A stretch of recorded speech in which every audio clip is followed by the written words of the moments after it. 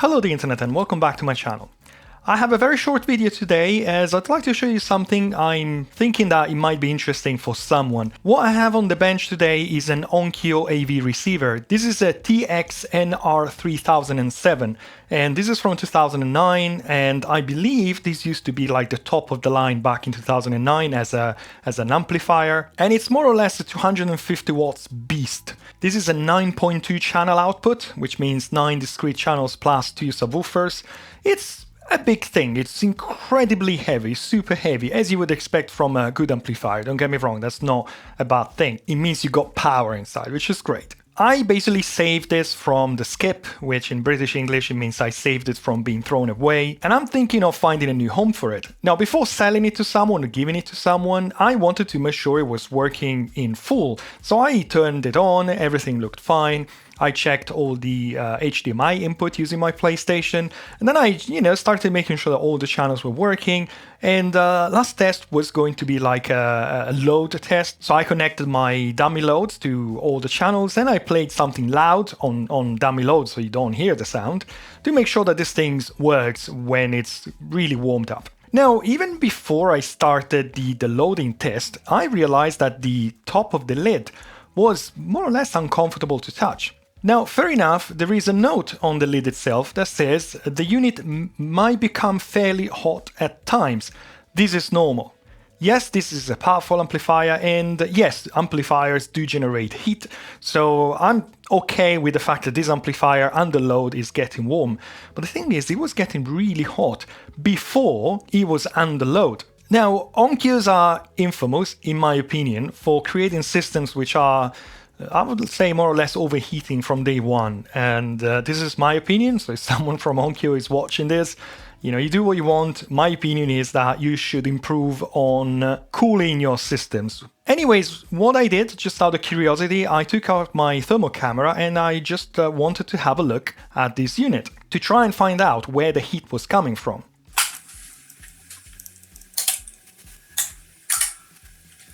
Now this is switching on right now, so it was cold after a night doing nothing, and I'd like to show you something. Now what you can see here, those little vertical boards with the orange trimmer on it, these are amplifier boards. So the transistors are on this heatsink, but the amplifier with all the electronics is on this vertical thing. Now you might see these components which after, 3-4 minutes of power up, they're already at 61 degrees. If we wait a bit more, they will get to an unacceptable temperature. So let's give this system, just 10-15 minutes just to get to normal operating temperature. And again, this is with the unit completely fully idle. So this is not playing any sounds whatsoever. Alright, so the system has been on for about 15 minutes, 20 minutes. So let's check the temperature of those components again. You can see that those components, which I believe are transistors, are about 82, 83 degrees. And they're all like that. 84, that's a bit cooler, 80. And if I'm checking on the other side, it's the same thing with 85, 83, and this is a bit cooler, 79. I mean, we got an amplifier which, without doing anything, got components running at 85 degrees like as a standard, without doing anything. Then if you're watching a film on it, or if you're listening to music, especially, you buy this thing because you want to play it loud, I guess. And at that point, you also have the main transistors here, getting really hot, and the whole system becomes a space heater. Now, let's have a look at this board here. This is where the HDMI inputs are coming. I believe this is where the sound is being decoded, and also I believe where the video is being processed. This has some rescaling features, nothing fancy, but there's a Rion IC here. This is an analog device IC, which is running at 71 degrees. As you can see, nobody cared to put a heatsink on it. This is a DSP, Texas Instrument DSP, it's running at 56 degrees. Then we have minor components. I believe this might be a voltage regulator. It's still running at 74 degrees, and I don't see why. And this is another DSP which is running at 60 degrees. Now the ambient temperature here is 23.4 degrees. You have to understand that this amplifier is going to be covered, first of all, with the lid.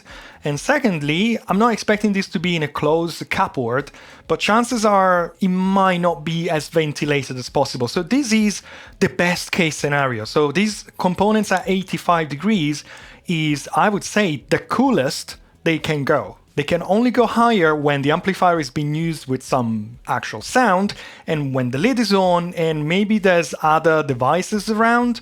You know what I'm saying? This is the best case scenario. Now you might think, wait a minute, there must be some ventilation in here. Yes, there is ventilation. There is one fan under here and another fan under here. Right now they're switched off, so this is normal, okay? It doesn't deserve fans running. But the problem is the fans are blowing air in this direction, which is on the main heatsink only. So the fans are only designed to switch on when the main heatsink is getting hot.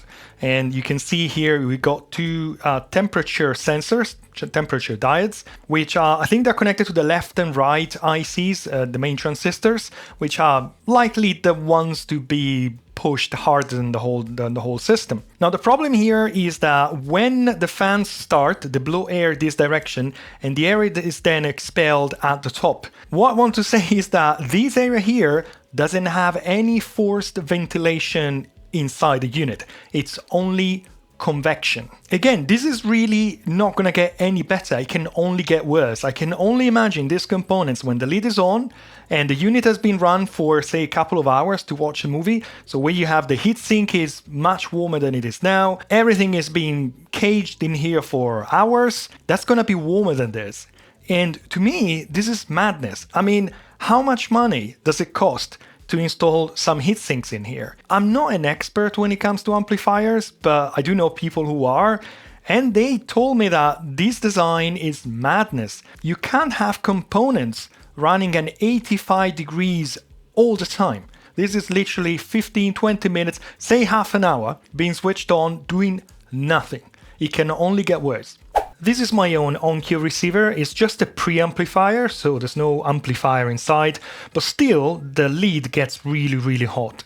And as with any Onkyos I've been owning throughout my life, I installed a fan on top of the Onkyo. This is an Ochoa NF-S12A ULN, ultra low noise. You can install whatever fan you want. I end up with this one. It's just sitting here on top of the lid, helping extracting hot air from the inside the unit and to mitigate these high temperature issue I've been seeing with Onkyos. Now to power the Onkyo fan, I'm actually using the 12 volt trigger out from the Onkyo itself. I'm using this 3.5mm mono jack, so instead of getting sound, it's getting a 12 volt signal from the 12 volt trigger out. The upside of using the 12 volt trigger out is that I configure it so that whenever I turn on the Onkyo, the fan turns on. So I don't need to do anything, I don't need an external power supply, I don't need to remember to switch it on and off at any time. Now this fan was still a little bit too noisy for my very small dedicated home theater I have here at home. So I fitted a DC to DC converter. This is a bucket converter, so it should be very efficient. And it's dropping the voltage to whatever voltage I needed to have this fan down to a noise I couldn't hear when I was sitting close to the receiver. So that's my solution to mitigate the excessive heat from Onkyo products. Now, if you go and watch my previous video where I repaired an Arcam AVR300 receiver, I found a similar situation, probably even worse than that, because the voltage regulation section was basically lacking all possible ventilation, even like convection ventilation. But this is not so much better. I don't understand why this happens, or at least I think I know. I think the manufacturers prefer to have a quiet unit rather than having a fan which might upset some people or might call for some complaints from reviewers saying, oh, why do you need the fan in here? Then the fan is going to fail. I'm hearing the fan. So they rather have components running at 85 degrees. The bottom line is, to me, this is my opinion, this is unacceptable. And I just wanted to show you this. Again, I opened this one yesterday. I found this thing and I thought, not again Onkyo. Now, fair enough, this is a 10 years old unit. I don't know whether this still happens with newer units. This has definitely happened with what used to be a pretty high-end unit back in 2009. What do you think about this? Do you agree with me? Do you think the audio-video manufacturers should do a bit more in terms of design and also in terms of ventilation to keep these units more reliable over the years? Because imagine running these many hours a year at these temperatures. I feel that the reliability of this thing could be massively improved. What do you think about that? Do you agree with me, or do you think this is fine and these components are totally happy running at 85 degrees for hundreds of hours? Just leave a comment down below. I'm really looking forward to hearing what you have to say, because this is something that's been bugging me for many years. Beautiful machines being run at these silly temperatures. That's it for today. That was a short video. I just wanted to show you this in case you find that useful. If you do, it'd be great if you could hit the like button down below, and also consider subscribing to this channel if you like this kind of things. That being said, you have a great day, and I hope to see you again soon on my channel for my next videos. Thank you very much, and goodbye. Bye-bye.